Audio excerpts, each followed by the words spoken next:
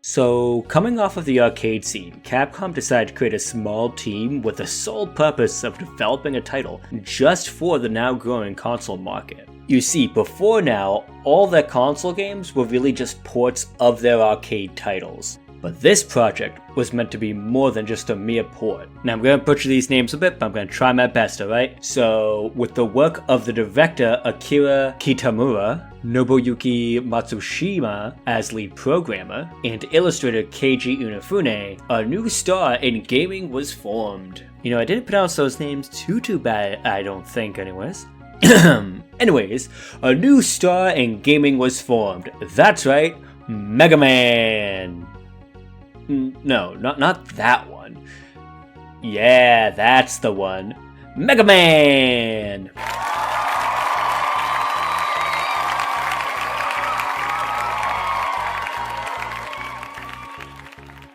Now, you may be wondering, what is the world they created, right? What is the lore of Mega Man? Well, I'm glad you asked. In the future of 2000 and X, I think we kind of passed that date, didn't we?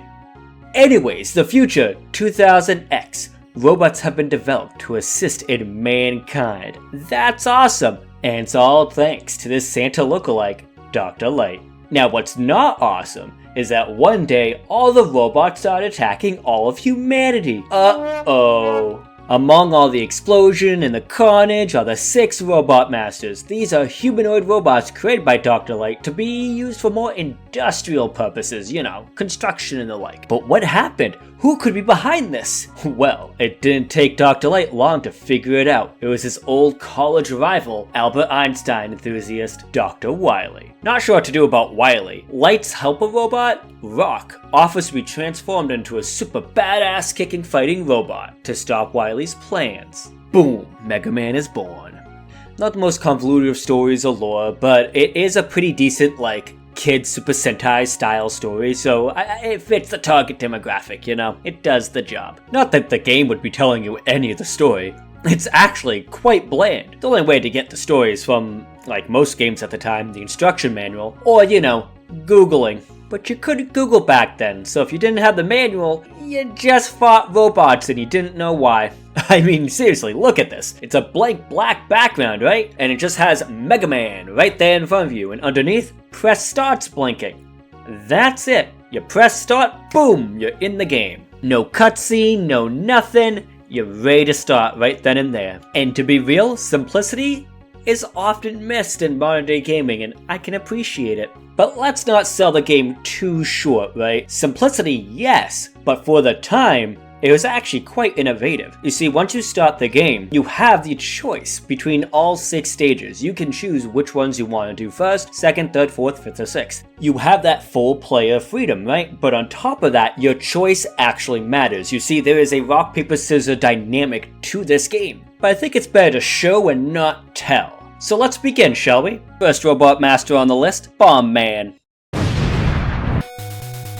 Right off the bat, you'll notice this game is more focused on being slow and methodical. Look at this gameplay. Look how I'm moving, look how I'm driving, look how I'm... God dang it! Yeah, this game likes to use bottomless pits a lot as its main, challenge obstacle, as well as one-hit death spikes. As for the level itself, it doesn't really feel specifically bomb-themed or anything, but like I mentioned before, be slow and methodical and you won't run into goddamn not again! Unlike later Mega Mans, every single other Mega Man, when you go through the first boss gate, instead of it just being a hallway that leads you to the boss, it serves as a checkpoint, but also there's one more final platforming segment you have to go through before you can actually face the boss. If you die at the boss, you have to redo this platforming segment every single time. Now, if I remember right, I can just jump down and I'll be fine, right? Yeah, I don't see why not. Let's give it a go. Good dang it! As for the boss itself, he's pretty easy. He just kind of just jumps and throws his bomb. Nothing too crazy to talk about, really. It's the main reason why I picked this as the first boss. It's easy enough to do without the weakness.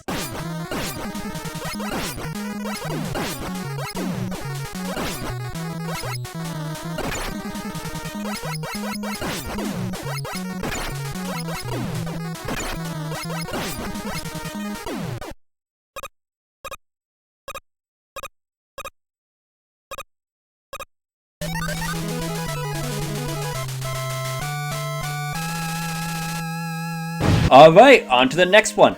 Gutsman.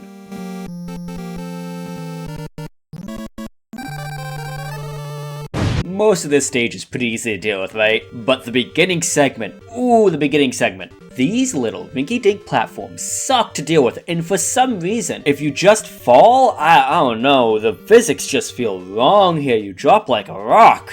Wait, wasn't Rockman his name in Japan? Okay, yeah, drops like a rock. I guess he is actually a Rockman. It makes sense. As for Gutsman himself, this is actually our first example of the rock, paper, scissors like style combat I was talking about. We beat Bomb Man, right? We got a new power. We have the power of bomb, right? I guess, and do you know what guts are weak to? Guts are weak to bombs! Throw it at him, watch him explode.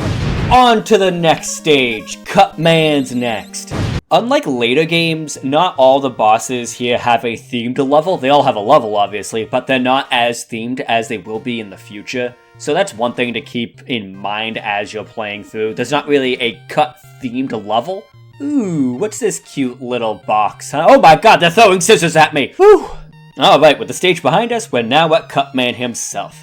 You know what scissors are weak to? That's right, they're weak to rock. Yeah, Gutsman's ability isn't too versatile, but if you have these little block platforms you see around the stages, you can pick them up and throw them. And ironically, in this battle arena, there's some blocks right here you can throw for massive damage. For beating Cutman, we get the ability to throw scissors. They say don't run with scissors, but they say nothing about throwing them, right? And do you know what's weak to throwing scissors? The human body! And Elecman! His stage is a vertical climb level. The more you play through the series, the more you'll recognize this kind of trope for a level design. And as you go up, you'll see that there's these little platforms that shoot lightning at you. You gotta be careful platforming around them. And this is the first example that I have to show you of the Yoku block. They're these block platforms that disappear and reappear. You have to figure out their patterns and jump your way through. In concept, not the most difficult thing, slightly annoying, but not the worst. But they love to combine them with bottomless pits or spike pits, and it's not nice to be on a platform that's disappearing and you're just falling to your death because you missed a jump without knowing it was gonna be there before you did it. Not that this is a guide or anything, but I heavily recommend before doing this stage to do Gutsman stage first, because his power is pivotal. You need that power to get the Magnet Beam. The Magnet Beam is a game changer, trust me, you'll see in the next stage. As for the boss itself, just watch. He melts so quickly if you use his weakness, it's not even a fair contest. Let me count, 1, 2, 3, 4, yeah. So we're 4 down, on to the next one. That's right, we got Iceman. A winter tundra of a stage, and our first example of ice physics in a Mega Man game. Alright, so this is the part I was talking about. You drop down, right? Boom, you got Yoku blocks, those annoying bastards. You gotta jump your way through and make it... No. Watch this, we got the Magnet Beam. With the Magnet Beam, you can shoot your own platform and just kinda skip level design. Honestly, really awesome. Now, this ending segment can be really tricky. You have these floating platforms you have to jump your way across, right? And they're shooting at you at the same time. The real tricky thing is timing your jump. And the last platform in particular likes to be so tricky about this. It's so annoying without the Magnet Beam. Just please get the Magnet Beam before you do this stage. As for Iceman, just like the previous bosses, just watch. You use his weakness and he melts like butter.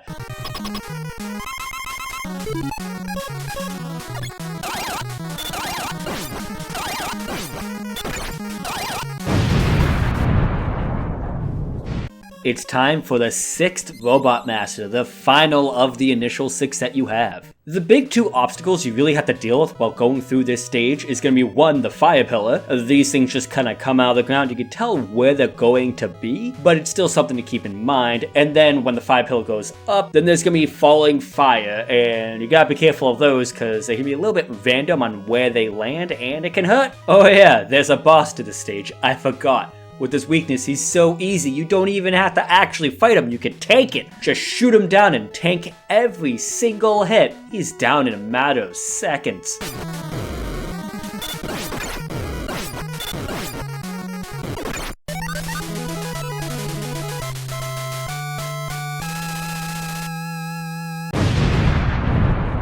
Congratulations, you fought long and hard, and what's your reward, you may be asking? It's Dr. Wily in the Wily Fortress! Woo! This fortress is separated into 4 different stages or levels, each with its own platforming segment and boss at the end. There is one gimmick you need to know before you get into it though. Make sure you understand if you use ammo, it stays used throughout all the stages. So make sure you actually are thinking about what you're using before you use it. Be mindful and take your time. It's a marathon, not a sprint. Alrighty, that being said, on to stage 1. You're entering the fortress. You're beginning your adventure through to slay the dragon or, defeat the evil scientist.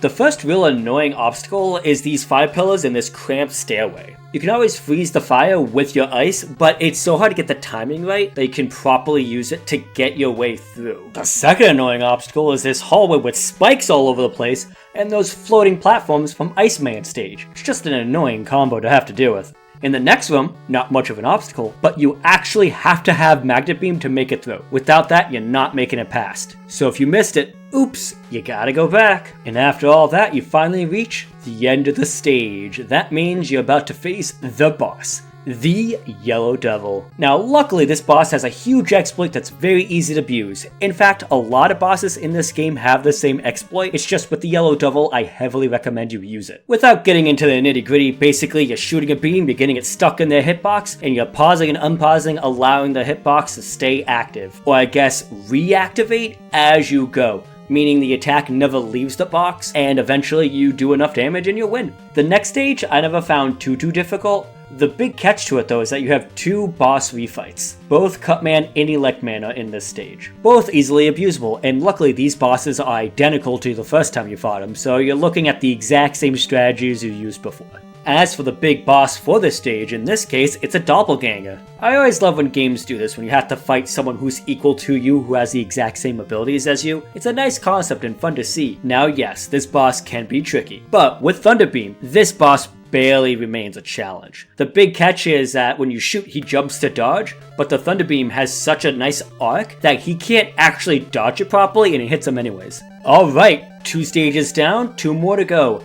Let's get this ball rolling. Stage 3 kind of feels like I'm being flushed down a toilet. I don't know, man. You're just kind of getting pushed by the water. As you're getting pushed, enemies will come at you, you shoot at them or you jump to dodge, and that's kind of it. You get to the end and boom, you're in front of the boss. Not much more to it. The boss for this stage is Bubbles. Yeah, it's just kind of bubbles that move around and shoot at you a bit. It's not much of a concept, but it can be kind of tricky to deal with. You see, once it reaches half HP, they start moving really fast. And contact damage in this game does a lot of damage. And that's why I developed a little bit of a strategy. You see, you have the rocks in the center, so that tells you Gutsman is its weakness.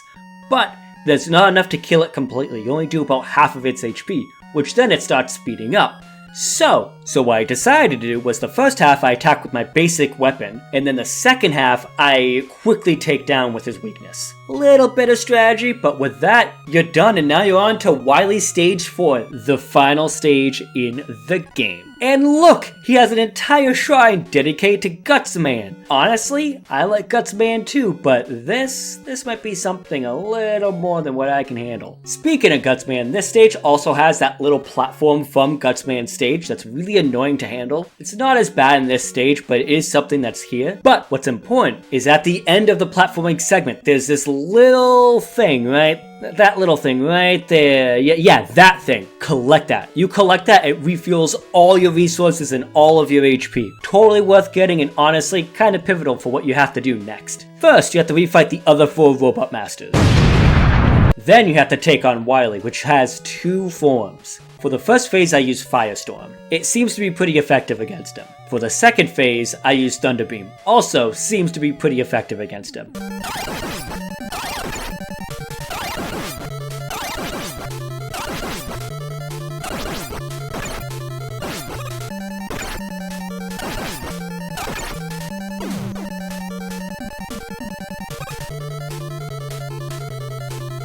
And yeah, that was my Mega Man playthrough in a nutshell. Now, my history with Mega Man's kind of varied. I did have a Mega Man collection when I was a kid, and that's kind of how I accessed the original games. But beyond that, I was always a Mega Man X fan. The X series was where my heart lies. It's actually one of my top platformers of all time is Mega Man X. I mean, that's kind of a cold take. A lot of people seem to think Mega Man X is one of the best platformers of all time. And for those of you who haven't noticed, I guess I'll say it now, I was playing this game using the Mega Man Legacy Collection. definitely a worthwhile collection. It has all 6 of the classic NES titles. There's also other Mega Man collections. I maybe possibly do own all of them, and maybe possibly do plan to play all of them again soon.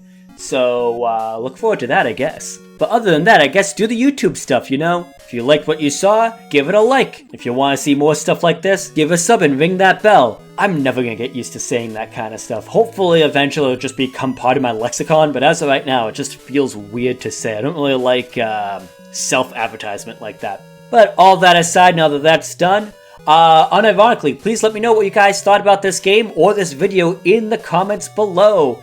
And other than that, I am signing out, so I hope you guys have a fantastic evening, night, day, afternoon, quarter past Sunday, whenever you're watching this, you know. Have a good one. See you next time. Peace.